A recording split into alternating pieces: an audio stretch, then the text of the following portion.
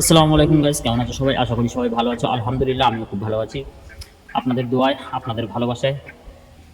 তো যাই হোক, মোটামুটি গতবার একটি ভিডিও বানিয়েছিলাম আপনাদেরকে, যেটা সেই ভিডিওতে বলেছিলাম যে হিট স্ট্রোক আর হবে না, 100% গ্যারান্টি। তো অনেকে হয়তো বুঝতে পারেনি ভিডিওটি, তার জন্য পার্ট 2 নিয়ে চলে আসলাম আপনাদের সঙ্গে। তো এই ভিডিওতে আমি আপনাদেরকে জানাবো 3টে ট্রিক্সের কথা, যে ট্রিক্সগুলো আমি ফলো করি। এবং এখন এই মুহূর্তে দুপুর 2টা বাজে।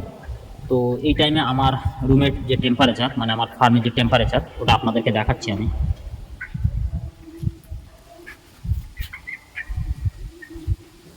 দেখুন 32 ডিগ্রি, ঠিক আছে, 32 ডিগ্রি টেম্পারেচার বর্তমানে আছে আমার ফার্মে। তো আপনারা যদি চান আমার ট্রিক্সগুলো ফলো করে আপনাদেরও রুমের টেম্পারেচার কমিয়ে আনতে পারেন। তো অনেকেই দেখছি পোলট্রি ফার্মে অনেকে বলছে যে 40, 42, এমনকি 45 ডিগ্রি পর্যন্ত উঠে যাচ্ছে। তো আমি তো আপনাদেরকে লাইভ দেখালাম যে আমার রুমের টেম্পারেচার 32 ডিগ্রি সেন্টিগ্রেড, 32 ডিগ্রি তাপমাত্রা আছে, ঠিক আছে। তো এটা কিভাবে সম্ভব এবং কেমনভাবে করেছি আপনাদেরকে অবশ্যই বলবো। তো বেশি কথা না বাড়িয়ে ভিডিওটি শুরু করা যাক। প্রথম নম্বর টিপস হলো সিলিং করা। আমি গতবারের ভিডিওতেও বলেছি, এবারে ভিডিওতেও বলছি, ঠিক আছে। সিলিং আপনাকে করতেই হবে। তো আপনারা কি করেন, শীতকালে সিলিং করেন, গরমকালে সিলিং করেন না, সিলিং খুলে রাখেন। কিন্তু আমি সেটা করি না, আমি গরমকালেও সিলিং করে রাখি, প্লাস শীতকালেও সিলিং করা থাকে আমার। তো এর মূল কারণ হচ্ছে যে উপরে যে অ্যালবেস্টার আছে, অ্যালবেস্টারটা প্রচণ্ড গরম হয়ে যায় দুপুর টাইমে, আর উপরে যে টেম্পারেচারটা হয় সেটা নিচে আসে। তো দ্বিতীয় নম্বর কারণ হলো এই যে সিলিং ফ্যান, ঠিক আছে। এই সিলিং ফ্যান আপনারা দুপুর টাইমে ব্যবহার করবেন না, যদি পারেন তো স্ট্যান্ড ফ্যান ব্যবহার করবেন, যেটা টেবিল ফ্যান বলা হয়। টেবিল ফ্যান ব্যবহার করবেন, এটাতে অনেক উপকার আছে, ঠিক আছে। কারণ ঠান্ডা বাতাস আর কি ফার্মের ভিতরে প্রবেশ করে, এক সাইডে রেখে দেবেন, দেওয়ার পরে দেখবেন ওটা থেকে বেশ ঠান্ডা হাওয়া আসছে। তো আপনারা দয়া করে সিলিং ফ্যান ব্যবহার করবেন না দুপুর টাইমে, কারণ দুপুর টাইমে যদি আপনারা সিলিং ফ্যান ব্যবহার করেন তাহলে উপরে যে হিট আছে সেটাকে নিচে নামিয়ে দেবে, এবং চিক্সের গায়ে যে গরম হাওয়াটা মারবে না, ওতে চিক্স আরও আর কি দুর্বল হয়ে যাবে আর কি, ঠিক আছে।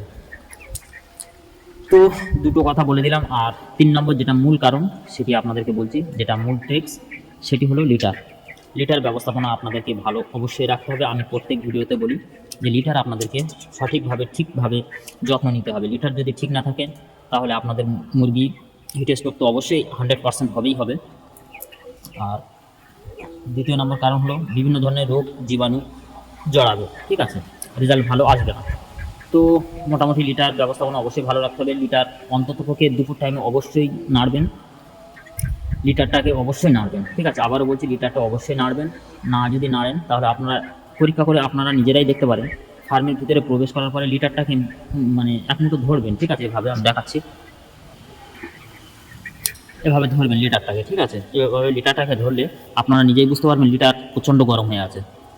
এবং আরও একটি ট্রিক্স বলছি, সেটি হলো মানে যে চিক্স আছে, চিক্সের পেটে হাত দিয়ে দেখবেন যে চিক্সের পেট প্রচণ্ড গরম হয়ে আছে, তাহলে বুঝবেন যে টেম্পারেচার প্রচণ্ড আছে। এবং লিটারের যে যদি টেম্পারেচার থাকে 100% গ্যারান্টি আপনাদের মুরগি হিট স্ট্রোক হবেই হবে। তো দুপুর টাইমে যদি আপনারা লিটারটা নাড়েন, ঠিক আছে, দুপুর টাইমে যদি আপনারা লিটারটা নাড়েন, তো তাতে কী হবে, যে লিটারের যে টেম্পারেচার বা গরম হয়ে আছে সেই গরমটাকে বেরিয়ে যাবে। এবং অবশ্যই লিটারটা নাড়ার সময় ফ্যান চালু করে দেবেন, ঠিক আছে, ফ্যান অবশ্যই চালু করবেন, করলে লিটারটা ঠান্ডা হবে, প্লাস মুরগির শরীরে যে টেম্পারেচার আছে সেটা কমে যাবে, ঠিক আছে। তো মোটামুটি এই ছিল আজকের ভিডিও, ছোট্ট একটি ভিডিও নিয়ে আপনাদের সম্মুখে চলে আসলাম। তো এই নিয়মকানুনগুলো অবশ্যই মানবেন, মানার পরে রেজাল্টটা কেমন হয় অবশ্যই কমেন্ট করে জানাবেন। আরও একটা কথা বলছি, আপনারা কিন্তু কমেন্ট করছেন, আপনারা যদি কমেন্ট না করেন তাহলে আমি কিভাবে বুঝবো যে আপনারা কী চান আমার কাছ থেকে, ঠিক আছে। তো মোটামুটি সবাই ভালো থাকবেন, সুস্থ থাকবেন। এবং দেখতে পাচ্ছেন চিক্সের কন্ডিশন কেমন আছে আমার, আলহামদুলিল্লাহ খুবই ভালো আছে, ঠিক আছে, আপনারা দেখতে পাচ্ছেন। এবং যদি টেম্পারেচার যদি ঠিক থাকে অবশ্যই গরমের সময় রেজাল্টও ভালো আনা যায়। এবং এই চালানটি কেমন ওঠে সেটিও আপনাদেরকে ভিডিও করে জানাবো, এবং কত টাকা লাভ হয়েছে, কত টাকা ব্যয় করেছি আমি, সেগুলি অবশ্যই আপনাদেরকে আমি জানাবো। তো সবাই ভালো থাকবেন, সুস্থ থাকবেন, আল্লাহ হাফেজ, আসসালামু আলাইকুম।